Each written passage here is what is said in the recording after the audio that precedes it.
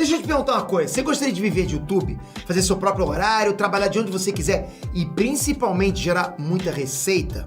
Pois é, hoje é a sua chance. Pegou o rouba-banco grande assim? Já pegamos. E como é que tu recebeu uma ocorrência muito difícil. Talvez foi uma das ocorrências mais difíceis que eu tive. Né? Que tava na Força Tática nessa época. E era 5 da manhã. Era 5 horas da manhã. E o Centro de Operações da Polícia Militar, o Copom, eles despacharam a ocorrência que estava acontecendo um furto a caixa eletrônico dentro de uma empresa chamada EMAI, que é a empresa do governo do estado que cuida de saneamento e águas, né? E 5 e pouco da manhã, a gente tava até meio que com sono, né? Tava cansado, porque tava de madrugada, a gente fala que é a madrugada segura, né?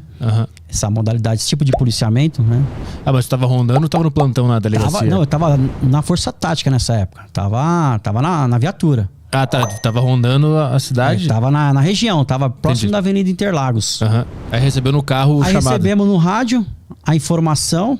Falou, os indivíduos estão furtando o caixa eletrônico em tal lugar, né? Lá em Mai. Pô, vamos lá, vamos ver o que tá acontecendo.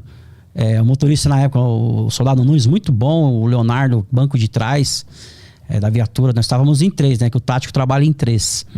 E fomos para o local. Quando chegamos numa avenida que é uma travessa da Interlagos, chamada Avenida Nossa Senhora do Sabará, os indivíduos eles estavam saindo dessa empresa. Por quê?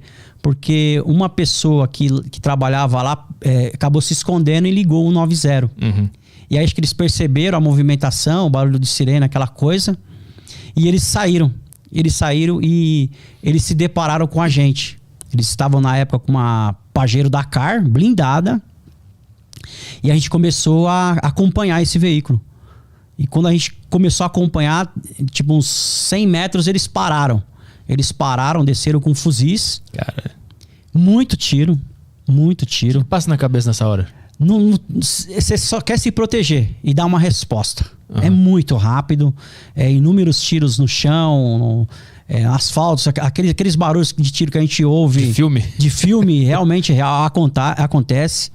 Eles atingiram os 2 pneus da viatura. Na época nós estávamos com uma Hilux. Atingiram os 2 pneus da viatura. Atingiram a porta da viatura e eu tava no chão. Eu fui desembarcar da viatura, nessa época eu tava com um fuzil. Eu fui desembarcar e eu fiquei pelo chão, né? Fiz uma silhueta no chão e continuei dando uma resposta. E foi muito difícil porque o carro dos caras era blindado. Eles desembarcaram pelo menos com 3 fuzis. E teve essa troca de tiros que demorou pelo menos uns 3 minutos, que parece umas 3 horas. Uma troca de tiro intensa.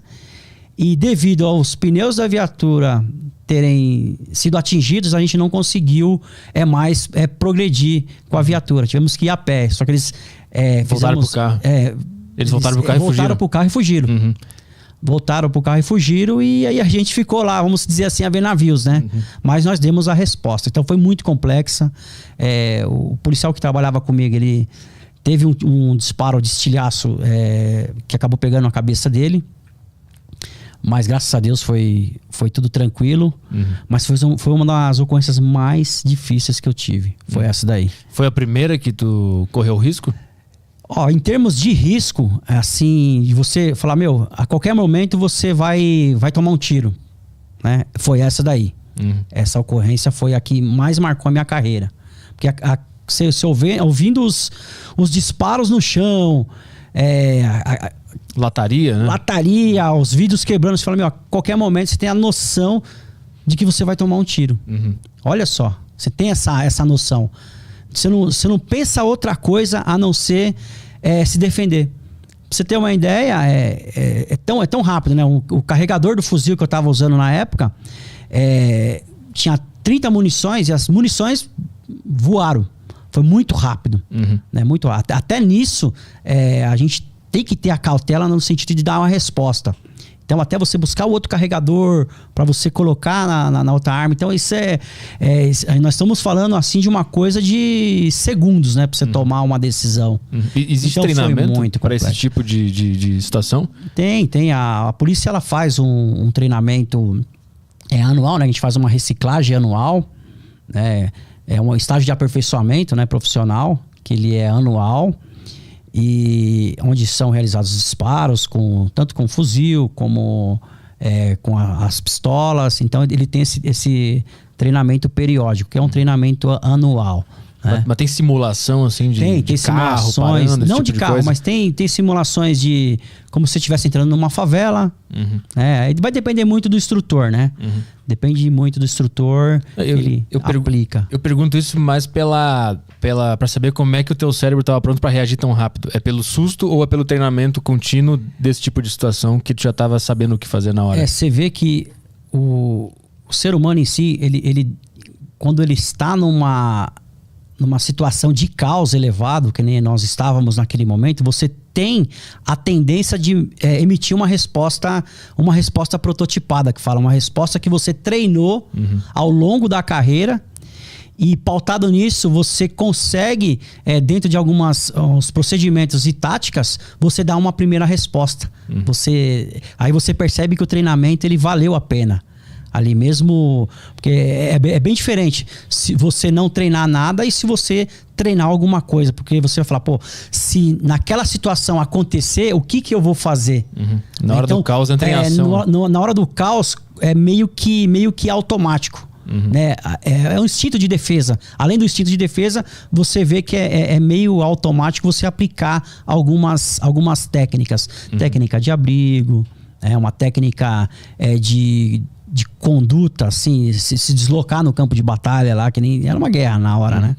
Tem alguma parte da tua cabeça que não só pensa que vai morrer, mas já começa a se preparar para isso? Existe algum momento assim?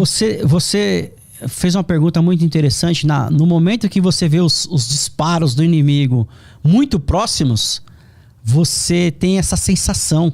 Foi uma sensação que eu tive, no sentido de falar, eu tenho que dar uma resposta.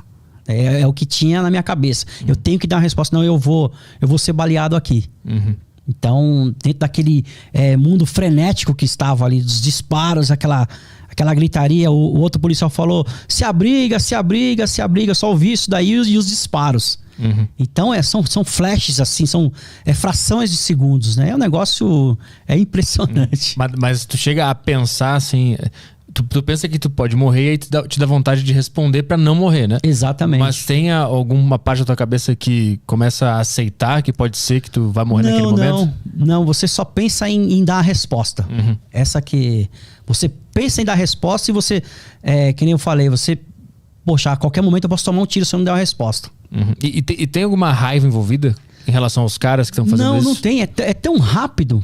É tão rápido que você não tem nem tempo de você ter esse sentimento, né? Essa parte emocional. Eu imaginava que tinha algum traço de raiva de, porra, esses filhos da puta estão fazendo isso. E o que eu lembro muito, assim, nessa ocorrência, Arthur, eu tive muita calma. Por incrível que pareça, eu tive muita calma no sentido de procurar um abrigo e um posicionamento. Um abrigo e um posicionamento. Por quê? Por que isso? Porque se eu não procurasse um abrigo e um posicionamento, que é o que mais vinha também na minha cabeça, além de dar a resposta, eu poderia ser baleado a qualquer momento. Ficar vulnerável, né? Ficar muito vulnerável. Quando vocês estavam de carro, eles pararam. Quando eles pararam, vocês já sabiam o que ia acontecer? Já saíram do carro? Pra você ter uma ideia, quando eles pararam à frente, que eles desembarcaram, eles abriram as portas, o meu auxiliar na época, ele falou... Os caras estão de fuzil. Lógico, a gente já tinha visto que estava desembarcando de fuzil. Aí você já dá aquele start, né? No sentido de dar uma pronta resposta. Sim, mas aí o que tu faz? Tu abre as portas e se protege com a porta? Pra você ver, quando eu abri as portas da Hilux, que eu fui desembarcar, eu tenho o estribo dela, eu acabei escorregando. Eu escorreguei e caí no asfalto. E por incrível que pareça, isso daí ajudou. Isso aí ajudou, porque quando eu caí no asfalto, porque a tendência seria de eu tentar me abrigar na porta ou talvez entre a porta e o veículo. Se eu tivesse feito isso daí, a probabilidade de eu ser alvejado ia ser muito grande nessa ocorrência, porque eles atingiram justamente a porta. Então eu fiquei no chão, a minha silhueta ela diminuiu, eu no chão eu consegui dar resposta. Mas claro que não foi assim tão eficaz, porque eles estavam com um veículo blindado A porta do carro, ela protege de um tiro de fuzil ou atravessa? Não, ela atravessa. Ela atravessa. Então não, se ela proteger uma atravessa. porta não é melhor. Não ia né? resolver. Não ia resolver. Caralho, então meio que negócio, Deus dará ali. Nessa hora, sim.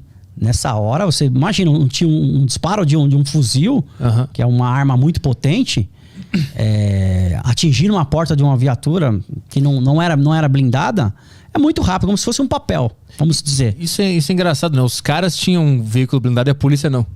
Isso é foda, né? Isso é foda. Eu sou um cidadão, tô criticando aqui. Não, tô brincando. Não, mas isso é foda. Como é que os caras conseguiram e a polícia não tem? A gente vê aí, ali foi um confronto ali lógico, de média intensidade, vamos dizer, né? Um conflito parecendo uma coisa de guerra, né?